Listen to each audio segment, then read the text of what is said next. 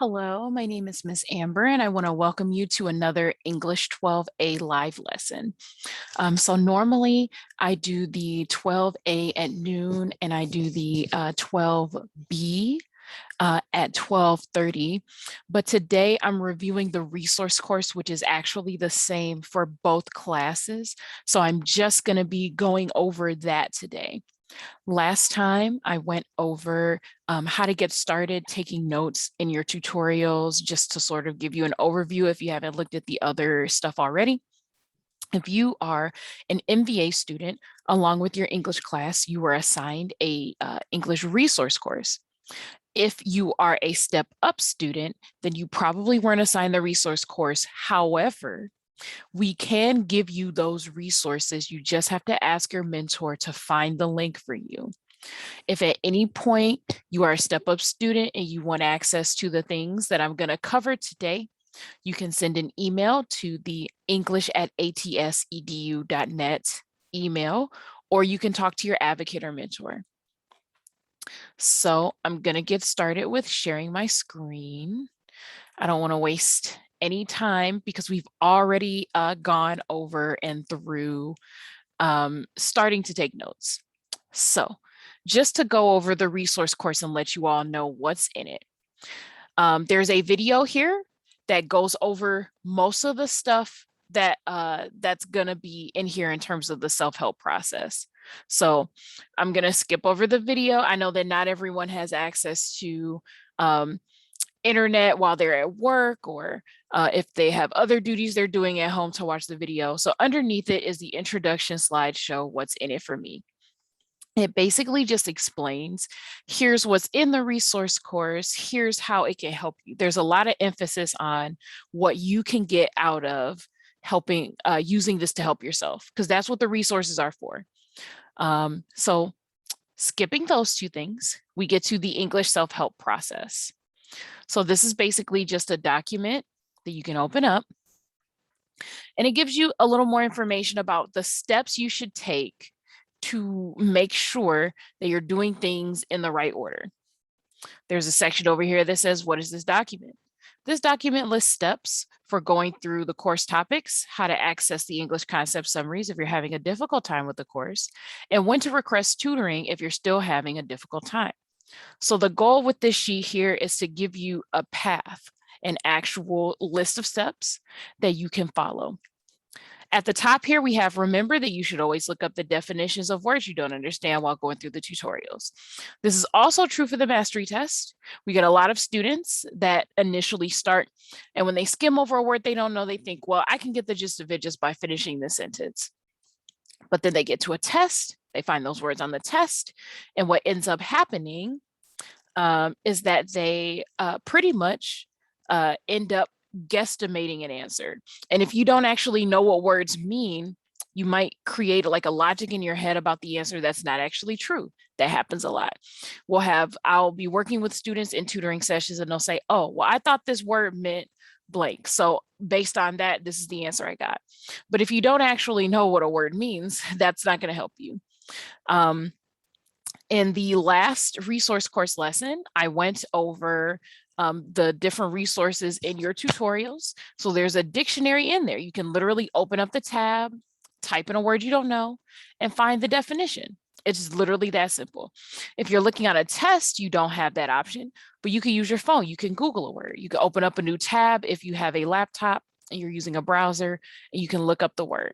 If you're in a tutoring session and you come across a word you don't know, you should try to look it up, or if it's difficult for you to look it up, ask your tutor, what is the definition of this word? And be able, make sure you include, I can't look this up for XYZ reasons, so they know. That's important. It's a thing that students look over all the time. So it's first here. Second, we have the actual list of steps 1 through 5. So it starts off with number 1. Review the course topic tutorial and take the mastery test. If the mastery test is passed, go to the next topic in the course. Always try to finish a course unit before changing courses. This is so that you can actually make progress. We have a lot of students that try to go through and do one lesson for one class, one lesson for another class, but it's important to try to finish the unit. Your notes and the information that you're absorbing, that you're trying to remember, is going to be fresh while you're going through the lessons. So what you want to do here is complete the unit so that you have all of the information that goes together. Take the unit test so that you can complete that unit. Then you have your organized notes for unit 1, and you have your test scores and things to go off of for organizing the final. It's important to keep organized because the questions that pop up in your post-test are based on the ones that are on your mastery test. And some from all of those get put into the final. The final has almost twice as many questions as the post-tests do. Maybe like a third more, maybe like a third more. So you're looking at like 40 questions or something like that. That's very different from some of the post tests and definitely different from the mastery tests. So you need to make sure that you are keeping your notes. And if you finish a unit before moving on to another class or moving into another unit, it basically just helps you stay organized and for you to have all that information just at one time. It's very easy for your brain to jumble up information from different classes if you don't stay organized. Even in like brick and mortar schools, what you end up having is each class is assigned an hour, but that hour in the day becomes a routine. So your brain gets used to having that amount of time spent in the class. And when you transition, you're priming or preparing your brain to take in information on a new topic. You have to have some kind of routine like that, even though you're working at home on your own. There has to be divisions. Finish a unit and be, have the help it feel complete, and then you can move on to the next unit. Step 2 is if you don't pass, if the mastery is not passed, less than 60% for a course topic, use the English concept spreadsheet to access the concept summary for that topic. So the English concept summaries is the really big like meat and potatoes of the resource course. I'm going to skip over it for now because I want to go into it more in depth. And there's a document right after this that gives you this link as well. But this is just a shortcut so you have it no matter where which document you open up. I tried to make sure to put it in both just in case. So you don't have to close anything and open something else. So we have review the topic tutorial, adding information from the concept summaries to your notes as necessary. So basically what the concept summaries are, just to summarize it, right? There are notes on things that you learn at least about English fundamentals from your tutorials. The tutorials actually do a pretty good job of giving you a summary of the things you read. There are the analysis sections, and that pretty much outlines the stuff that you read and what you're supposed to get out of it. The English concept summaries are more so for stuff that you might have learned in previous grades, like 9 through 11, stuff that you might have forgotten about like grammar or literary devices, so that you don't have to worry about whether or not the lesson is going to expect you to remember something or give you information on those things. Because sometimes they don't. They just expect you to remember, oh, well, you've been in 9th grade before, obviously, because you're in a 12th grade class now. So you should be able to be familiar with this topic. Sometimes you're not. We have a lot of new students who were homeschooled or their schools are structured differently. So they introduce concepts in different, grades. So the summaries are so that you can go back and brush up on stuff that you might have forgotten. Or even if you, saw something a few lessons ago and it's just, you don't know where it is in the lesson, you're about to take the final, you want to brush up on notes. You can go to the summary spreadsheet and actually get information on the exact topic. You don't have to click through a bunch of slides or anything like that.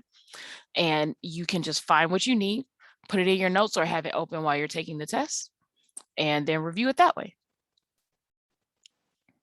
So after you add stuff from the concept summaries to your notes, there's a note, step 4 says you can use the summaries as open notes. You can't absolutely do that.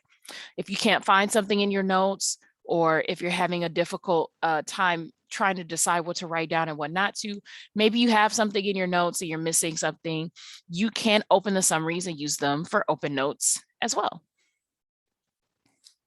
And then 5, if you are experiencing difficulties for that course topic still, contact your academic counselor. So the steps are basically take the test after you go through the tutorial, see how you do. If you're still having difficulty, go through the tutorial again, add to your notes because you're going to have to do that anyway. And then if there's an idea or a subject that has to do with English, like grammar or something like that, that you have an issue with, be sure to go to the spreadsheet, see if there's a slideshow on it. Have it open while you're taking the test, take it again. If you still can't pass the test, after reviewing it and having these open while you take the test, then you should schedule tutoring. For those of you that are in Step Up and haven't been assigned the resource course, this is an open link. It can still be sent to you. You can ask your mentor or you can email the tutors English at atsedu.net to look at the link and make sure that that it's correct and we can send it to you. So I'm going to go ahead and close this out. And then we have the English concept explanation and access. So it's basically going to give you the explanation I just gave you. Oh, Lordy, this is in caps. I think it'll settle down in just a second. It always takes a moment for the page to load. Alrighty. Yep, so this just explains everything. There's links to summaries, explanations, examples for things like grammar rules, how to read poetry in the writing process. And then down here, there's a link for you to save it. So we haven't updated anything yet. We might add one or two things. If we do, we'll be sending out a message to let people know that the summaries have been updated for English. And basically you can save it on your computer or your tablet so that you can open it in its own application without you having to exit your browser or something like that. Or without you having to open up this link and go through the other class just to get this open. So you can actually save it. So I'm going to go ahead and click on this so you can see what it looks like. All righty. So this is still open from 11B on Tuesday. So this is what the document looks like. At the top, I'm just going to run through the sections with you. We have the glossaries. There's the 9A and 9B glossary, the 11A and 11B glossary, and 12A and 12B glossary. There's no 10th grade glossary because there just isn't one in Edmonton. So these are all the ones that are offered to you. The long story short is that our 10A and B classes focus on debate and argumentative paper writing. So there's not as much literary vocabulary in them. But anyway, just to look at the anatomy of the page, once you scroll down a little bit, there's 3 columns here that are a little more important. This one just has the links in them. So we have the file source. It's just a fancy name for which lesson, which class and which lesson it is. It's the lesson and the class are in just 3 parts. So we've got the actual name of the class, in this case is 12A. For the 12B tab, you're going to find a lot of stuff with 12B, right? And then we have the school year. And then 1.1, these numbers change based on the lesson. So the first number is going to be the unit. So 1.1 is unit 1 and lesson 1. If we move down here, we've got 2.4. So we have unit 2.4, the 4th lesson. Okay. The second column is repeat topic notes. So I've made a section in here so you guys can see in which classes these ideas repeat. Sometimes they bring up ideas and explain ideas in depth instead of just referencing, oh, you should know this. And whenever they do that, I make a note of which lessons are being repeated so that you know exactly where they're being pulled from. This lesson, for example, even though it comes up in 12A, there's a section on characterization in this lesson. It also is a lesson that's in English 9A. So the stuff that you learned earlier comes up again and again in the other classes. So I list all the lessons that these things come up in. If it's just mentioned once and the lesson expects you to remember it, I don't always put it here, or if it doesn't play a big role, I don't always note it here. But if it's mentioned in a way that you'll need to know for your tests, then I do note it here. And it'll take you, this link will take you to the slideshow that I have for this, for the 9A, and you'll get the exact same information that you get from our lesson in the 9th grade. You can also go back here to the 9A tab and find the original lesson. So I think this one was characterization. So here we go. Got it right there. You could also Control F and type in characterization. As you can see, I've already searched it as an example, and it'll show you, if you do find all, it'll show you which cell it's in. We've got C35. C, and then this is line 35. So right here. So we're not making you learn a whole bunch of like new phrases for old stuff. It's just that the old stuff comes up later in English. They expect you to remember things from our 9th grade courses. If you have not been in our 9th grade classes, like say you just joined as a 10th grader and now you're close to graduating, or you came in as like an 11th grader, or you came in with everything done from your normal or previous high school, and you're just a 12th grader, now you only have 12th grade English left to do. The reason why we have all these different tabs here is so that you have access to everything from all of the lessons. And that's what's actually important. At least to me.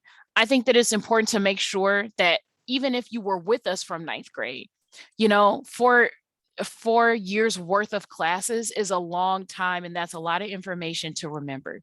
It's important to me that you don't feel lost just because you don't remember something from when you took English 9A with us a year and a half ago or 2 years ago. So we have all of these topics here. They're broken down. You can clearly read the titles, tone, voice, mood, and that kind of thing. So you can access these whenever you need to, and you're not restricted by grade. If they mention something about connotation and denotation, that's like the meaning of a word, whether or not the emotional meaning versus the dictionary meaning. If they mention something like that, and you don't know what it is, but you want to know if it's in one of these other tabs, you can go back. It's definitely here in the 9th grade section, but if you're not sure, you can just tab over, you can go to different tabs, and you could just search. So if I were to search denotation for like English 10, there's nothing here. You go to the next tab, there's nothing here, but you go to 9A and you find it, it's there. If you go to find all, I think find all is a little easier because it'll show you if they find it. So there you go, you got it there, and you'll know that it exists here and that you can find information for it. Going back up just a little bit, the cite file topic is basically just the name of the topic. That's what it is. It says topic, that's what it is. Here's the name of the topic that you'll find in the PowerPoint. So like, for example, for blank verse and enjambment, go open this up, and it's going to open up English concepts, blank verse and enjambment. And it gives you an explanation of just those things. The other stuff that's in the lesson is not here. This is not going to just repeat what's in the lesson to you. It isolates what was in the lesson that was explained and gives you the definition. Vocabulary words are usually underlined in red. Important things, important words or concepts or things to the definition are bolded. If they give you a definition, it's going to be highlighted in yellow, as you can see. Anything that has to do with the definition will be here. Blank verse has a regular meter and an absence of rhyme. It's telling you what blank verse is, so it's highlighted in yellow. If there's anything important to note outside of the definition, it's highlighted in this blue color. That's it. It's just that straightforward. It'll give you the sections from the lesson, from the tutorial, that actually have to do with a definition. So if there's an example, consider the following excerpt, which is written in iambic pentameter with some variations. And then it says the syllables in bold indicate where the accent falls in each footer section. So we have this example here. Examples in lessons are this sort of gray color, so you can tell what the examples are. It said that this was in bold. It was in bold. There was actually a lot in the lesson between this and the next slide. There were a couple extra notes, but they weren't about giving you the definition of what was in here. So we cut it out. This is just very straight to the point. It gives you exactly what you need. You have the example here. So if you're taking a test and you want to see what the example, if they ask you, what is an example of iambic pentameter? And you're not sure, you can go back to this example. You see how this is broken up by syllables. They even bold the sections. There was a boy ye knew, right? You can compare this to the answers you have on the test and use these as open notes to help jog your memory. Oh, how does this compare to the options that I have as answers? And you can get a lot of help for yourself that way. And then there's other stuff. If there are other things that you don't understand about poetry, like say you're a 12th grader, you haven't studied very much poetry, your other classes didn't go over it at all before you came to us, you don't know what's going on with poetry. Well, instead of trying to guess and scrape things together based on what's in the tutorial, since they expect you to remember this stuff from earlier grades, I have a lot of things that are sorted in sections, and you can actually just go back and look at things in that section. So for example, the poetry section we have right here is this coral kind of color. And if you go back to each grade, you can take a look at what is actually related to poetry in those lessons. So you don't have to click through everything. You don't have to do any guesswork. English 9 has poetry stuff. You can see this and think to yourself, well, this is probably the basics of poetry stuff since it's in the 9A class. So here's types of poetry, forms of poetry, structure in poetry, all of this stuff. And some of this is from English 7A. So I went back and tried to find the easiest explanations for these things for you, even from our middle school classes, to try to help catch up if you just need that refresher. Finding meter, or how to find meter. So if you're having a hard time figuring out how poetry is structured, you don't know what iambic pentameter is, what does that mean? You can look here in this section, all of these types of poetry things, and you can find what that means. If you scroll down, English 9B doesn't have a lot of poetry stuff. Neither does 10A, but you get some in 10B, and some of these are repeats of earlier lessons. So you know that these lessons are the basics of poetry. They give you another reminder in 10B. And some of them are over here as well. Types of rhyme, blank verse and enjambment, that sort of thing. And because we have the repeat column here, you can definitely tell whether or not these things are from earlier lessons or if they're going over something new that hasn't been mentioned. So yeah, so that's poetry. We also have literary devices. So those are like the different devices that people use to try to make words look and feel pretty. We have definitions for those things. So here we've got kennings, epithets, litotes, and synecdoche. That's stuff that you learn about in the 12A class. If you go all the way back to 9A, we've got allusions here in Shakespeare. And then we've got just a basic list of literary devices and techniques. We've got nonfiction devices and techniques. So that's just what that section is. Comparing and contrasting concepts. This is just a section that I threw in here because I know that there are some things that people or students get mixed up all the time. Tone and mood, subject and theme, that kind of stuff. So when there's two things that have to be taught close together and it's really easy to mix them up, I put them in this category. So if there's something that you're likely to get confused, you can go here and say, oh, I probably mixed them up. There's not a lot of those for 12A, but if you're going back, for example, to look at, so like types of characters and character foils, it's easy to mix those up. Connotation versus denotation, those are different types of definitions for words. So that's in that section.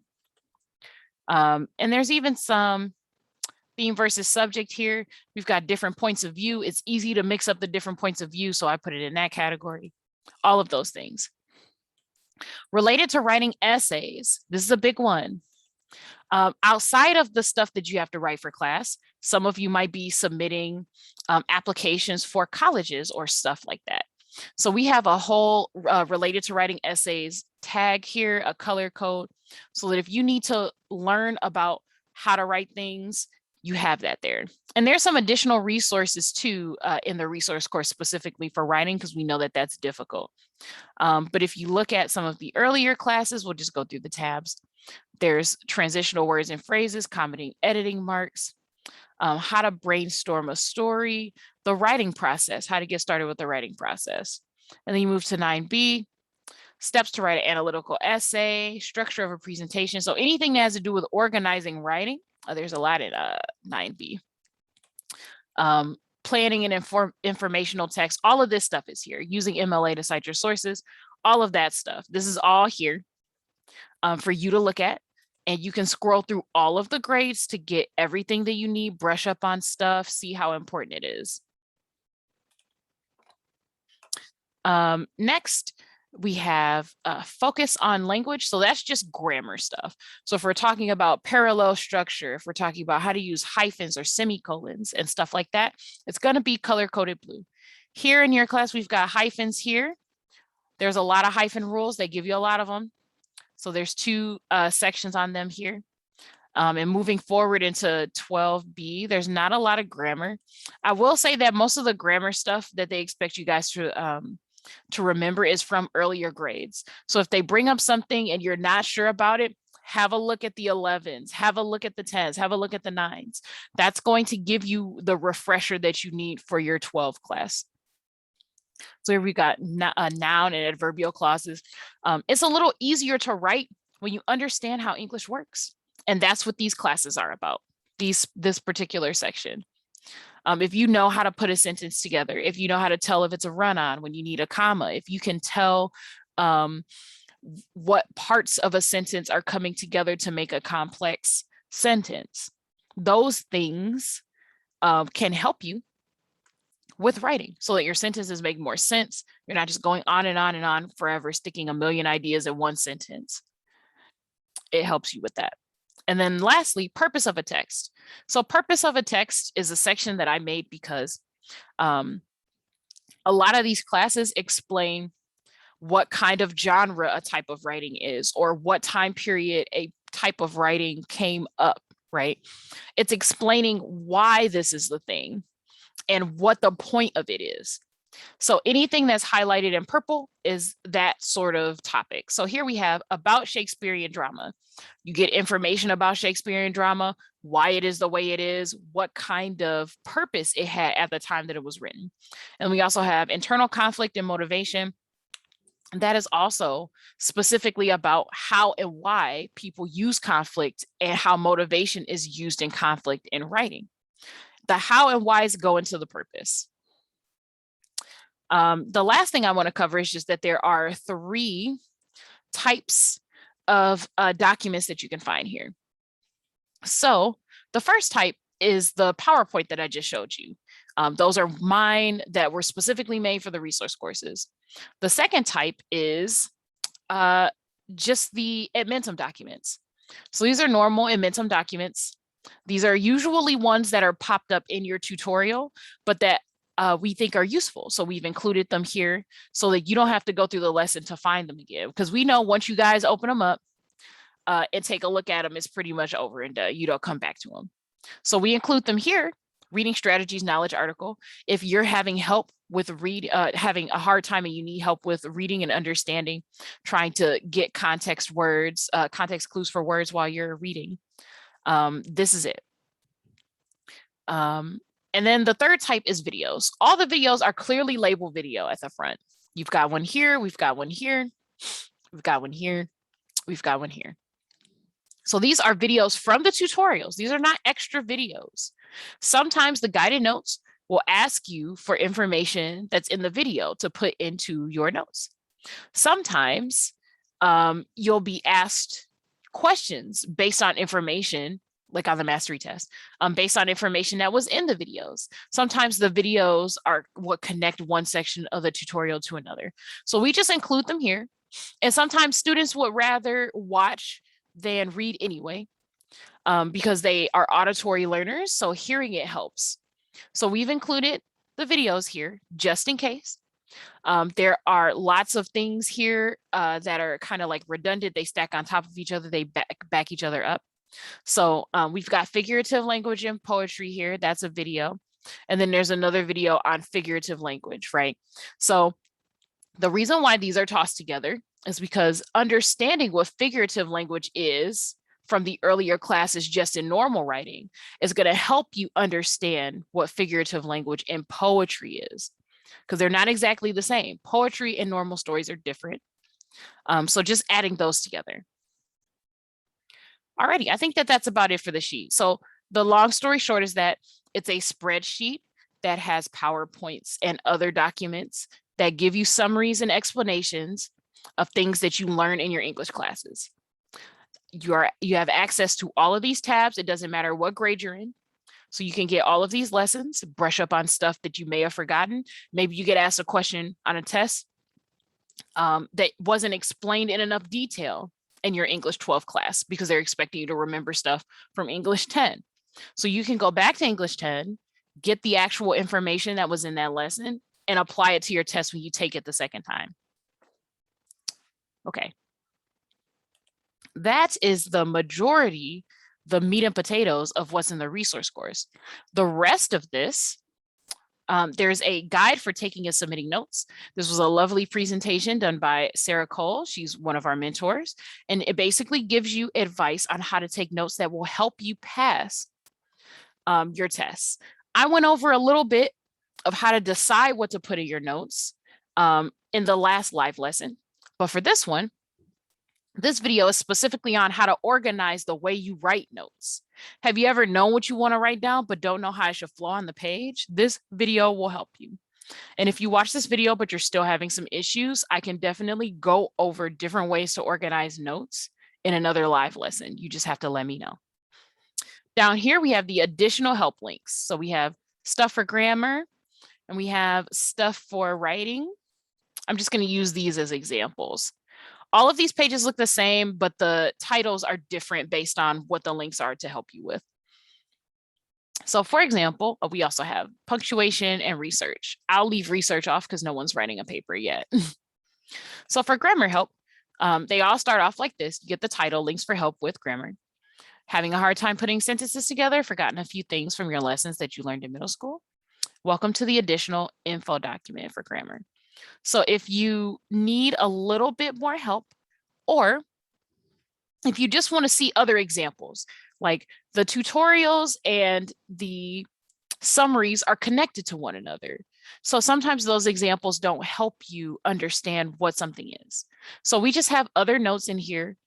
These are from Purdue, which is a very famous program and college, and they have programs that help students who are trying to get into college or who just want to learn how to learn better, get more information about these kind of ideas.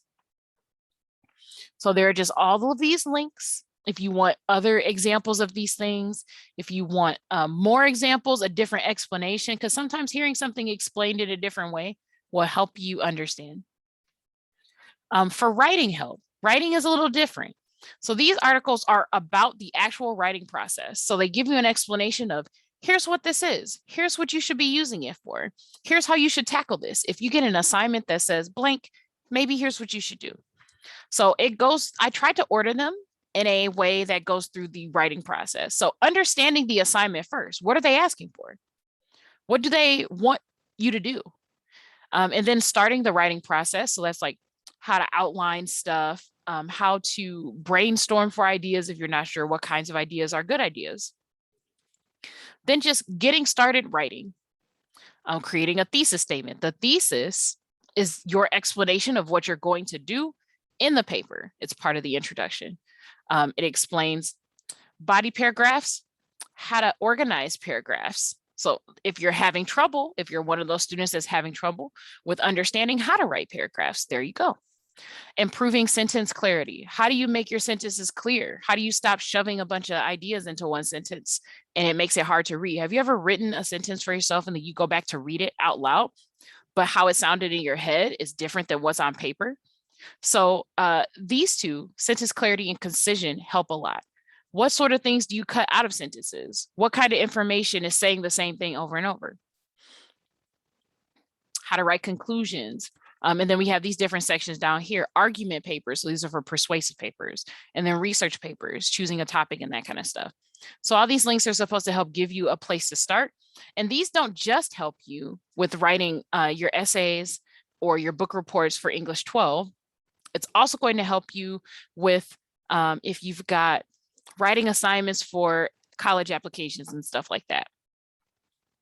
And then lastly, the last one I'm going to go over anyway, we have punctuation. So punctuation is, your periods, your semicolons, your commas. If you're having issues with those things, you can look at these links here to just get another explanation of it in case you need help.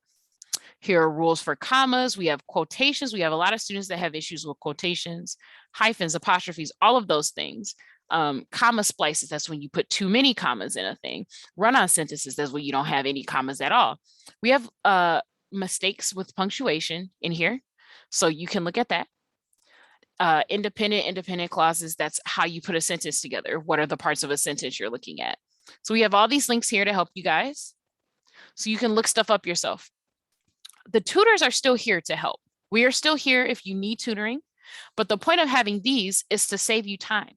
You have to book in advance with a tutor. You got to wait at least 24 hours. You got to try to find a time that's convenient for you and the tutor. What if you work during the day, which is when most of our tutors are available for English? These can help you try to understand the idea of stuff on your own and then go ahead and work on it. So the next thing here is the extra credit. The extra credit is super important. So we're not offering, and I want to make this point, we are not offering extra credit just for the sake of giving you guys extra points. The extra credit is here this year to make sure that if you are a student that's finished a class, you've passed most of the assignments, you're not eligible for tutoring because you have a 60 or above on everything. And you've been taking the same mastery test over 4 or 5, 6 times, you can't break that 60% to like bring your grade up so you can take the final. That's what the extra credit is for. Once you open up the extra credit, it'll have an explanation of the assignment. It'll give you helpful links to complete the assignment on your own. And then it'll show you how to, it'll give you directions on how to turn it in. Most of the time, that's just emailing the English email or sending it directly to your mentor or your advocate via Edmentum. Alrighty, that's about it for the resources course. Although I do want to point out, if you are in a step up, if you are in the step up program, you won't have access to this directly, but all of these links can be sent to you. These things can be sent to you. If you ask your advocate and say, hey, I'm not assigned to the resource course, but I was in the live lesson or I watched a recording of the live lesson, and I think that this will really help me. Can you send it to me? We will make sure that you get a link for a copy of this information. Alrighty, if you have any questions about anything that was shared today, please send an email to the english@atsedu.net email, or you can show up for the next live lesson if you're just watching the recording of this. But for now, my name is Miss Amber. I'm signing off. Good luck with your English courses, and I'll see you guys next week.